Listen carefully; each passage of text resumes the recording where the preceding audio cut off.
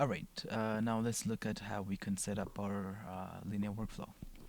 Now, like I mentioned in the previous tutorial, that setting up this linear workflow is really simple. What we are trying to do essentially is telling Maya, instead of displaying to us what displays the image that it displays to us by default, that it renders out by default, we're telling it instead to display it with an sRGB gamma. Now, as you can see, this is the default Maya render, no linear workflow, and the image is too contrasty. Now it's gonna take a while to render this, so I'll come back when it is done. Okay, and it is finished. Now, as you can see, the image is really contrasty, um, and the kind of the way light falls off is not realistic at all. So what we want now is to Maya to display to us the image. It is the right image, it is just displaying it in the wrong way. So we wanted to tell it to instead display to us with a gamma, with an sRGB gamma. And the way we do that is setting that up is really simple. The first step would be to go to inside your render view.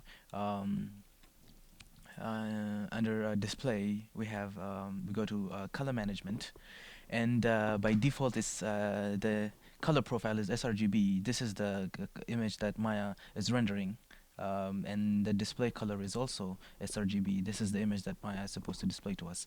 But and actually, this is the reason why we're getting, when we render out this image and then we bring it into a compositing app, when we try to fix the gamma there, we get a funky result. It's because of this. With this, what we're telling it is our image is an sRGB image, basically. What it renders out is an sRGB image. And so that's why it embeds an sRGB gamma to the render that Maya, the image that Maya renders out. And I don't know why this is the default, but it is the default. So we will change this from sRGB to linear. So this way we're telling it to to render out a linear image, and the display color profile is the image that it is being displayed to us in the render view. Now we could just use this. We could just we do just it says tell Maya to display an sRGB image, but the problem with this setting is that I don't know if you can see this with all the compression on the video, but the image is really grainy. I don't know how much you can see this, but if you look closely, the image is grainy.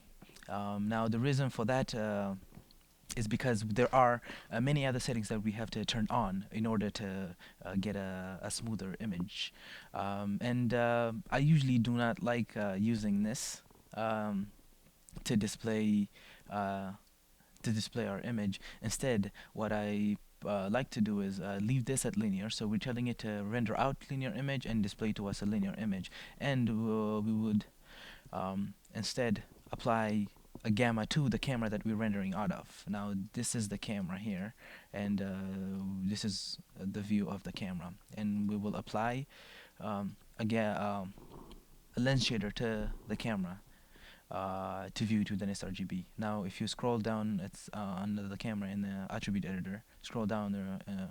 Inside of the mentor tab, we have a lens shader, and now I already have one that I created, and I will just reuse that one.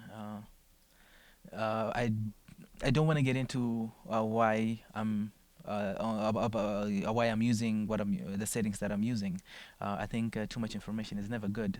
But if you are interested, I can make another tutorial describing why I'm using why I have this settings in this parameters. Um, but yeah, what we are most concerned about is this gamma. We want it to display with a gamma of 2.2, an sRGB gamma. Now, if we were to hit render, let me save this for comparison and hit render, and I will come back as soon as it's done. Alright, and it is done. Now, as you can see, the render is significantly brighter, and Maya is displaying to us this image in a way that our monitor likes. Um, if we compared it to the previous render, this is what it looks like. And unlike using the color management to display our sRGB gamma, we don't get grainy, flickering in the image. Um, so yeah, and that is pretty much it, really. That's with linear workflow is just telling Maya to display the image the right way. Now, that what I just showed was a simple way of setting up linear workflow. Now, if we want to use linear workflow, I think we should take advantage of its full power. And the way we do that is by enabling more settings. Yeah, let's do that. First, we're gonna start inside of our render settings in our common tab. The default image format is IFF. Now let's change that to OpenEXR instead. The reason why we're using OpenEXR is because OpenEXR is a 32-bit, supports 32-bit float. And all right, the second step would be to go under quality, or qualities tab, all the way at the bottom. The default data type is 4 channels 8-bit. Instead, let's change that to 4 channels 32 bits. Where is it? All right, 4 channels 32 bit. We can even use 4 channels 16 bit. Really, the difference is the only advantage of using 4 by 16 is we save in hard drive space when it renders out. 32 bit is larger in file size than 16. But yeah, pretty much that's pretty much it. Okay, we're done here.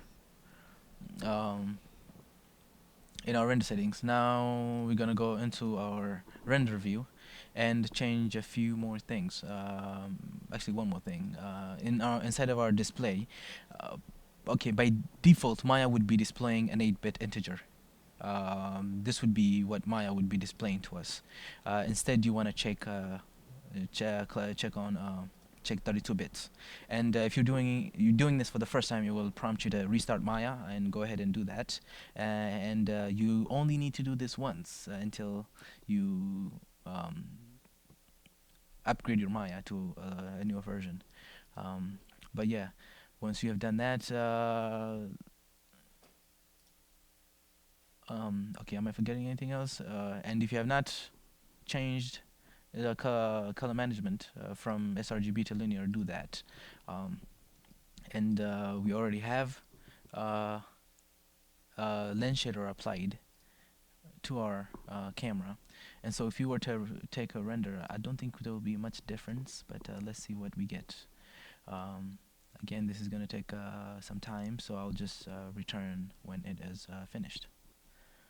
Alright, and it is done. So now if we compare this to our previous image, there isn't really noticeable difference, except that if you look closely at this highlights, you notice that we're losing detail in the 8-bit image than we do in the 32-bit image. If we get, let me just go closer and show you the difference.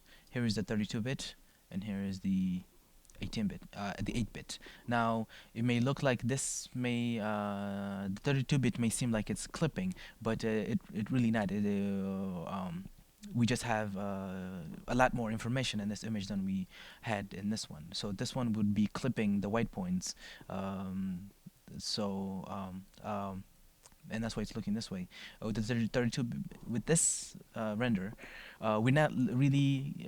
This part isn't blown out. Really, we can retrieve it in our compositing app. It's just that we have a lot more information in the image, and that's why I like to set up my linear workflow this way, just to take advantage of it all.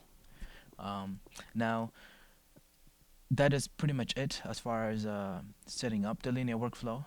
Now the next step would be to linearize your textures. Every texture that you import, you have to linearize it, because otherwise you would be applying a gamma to an image that already has a gamma applied to it. Now in this particular scene, I did not de-gamma the texture, because I like the result this gave me. Now It's worth mentioning that uh, right now we're viewing this image with an additional gamma of 2.2. This image already had a gamma of 2.2, and we're adding an additional gamma of 2.2. But I like the result this gives me. Now let's compare this with. Let's go back to the material. Um, let's look at the kind of. All right, let's try applying a gamma to this. Now I don't know exactly where the gamma is in here. I usually just search the name, and it comes up.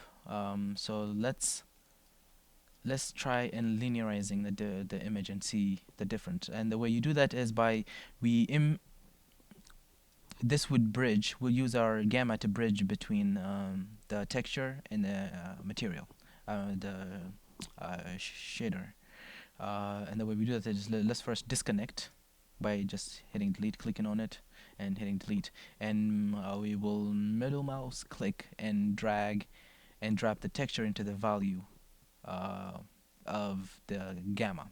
And then the gamma goes into the color. Now by default it's a linear gamma, so we will put the inverse of the gamma that's in the image. The image is an sRGB image, so the inverse would be point 455, and by the way, this is this is red, green, and blue. Red, green, blue. Um, okay, now as you can see, the image it has gotten really dark. And let's save this for comparison and hit render and see the difference. Um, yeah, as you can see, the floor has gotten really dark. Really, it hasn't. This is what the texture should look like. Um, but to me, it feels like it's too dark.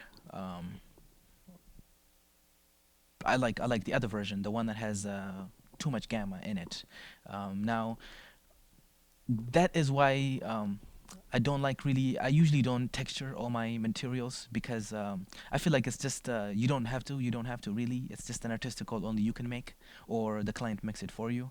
But I usually just go with what looks what looks right, what looks pleasing to the eye, and to me, this feels this feels too contrasty and too dark. I could increase the intensity of the light, play around with the final gather, but why bother when I could just increase the gamma on the floor. Um,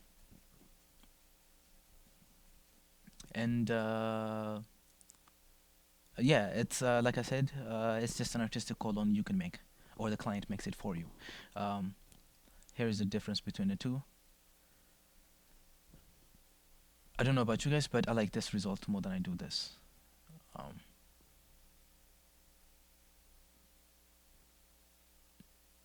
yeah.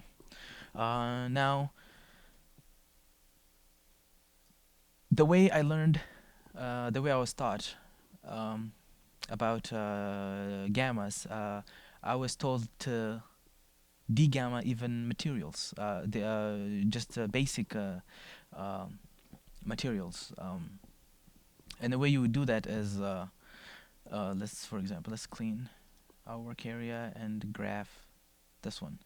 If we were to de-gamma this image, the way we would go about doing that, we'll create the gamma, and then instead of changing the color inside of the material, we'll instead plug in our gamma by middle mouse clicking and dragging and dropping into this. Now, as you can see, the shader became darker. The reason for that is because in our value it's black. Now we can change this to the image that we had originally. Uh, this is something like, I think this was the image, the look that we were going for. I think instead of just guessing, let's just go undo, and then let's see. All right, I have saved it. Now I'll apply the gamma and just use the exact value we were using before. Um, and okay, it has not applied it for some reason.